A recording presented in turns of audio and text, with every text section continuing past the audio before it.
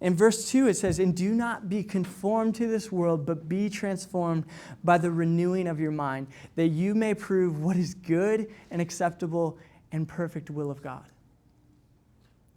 When you get a renewed mind, you can actually discern what is God's will for your life.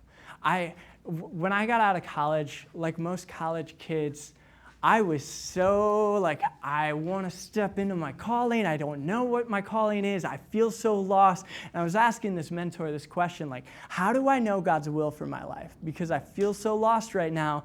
And he sits me down in his office. He's like this old 60-year-old dude. He's probably 6'3", got that big belly of wisdom.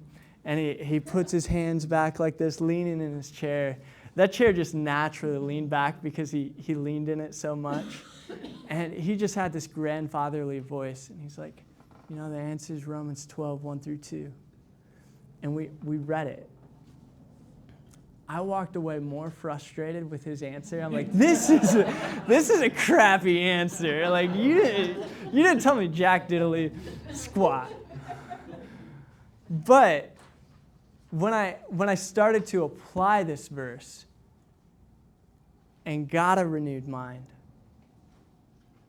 you in wisdom can start to know what is God's will in this situation. You can start to discern between bad, good, and God. In Hebrews, it talks about having your senses of discernment trained.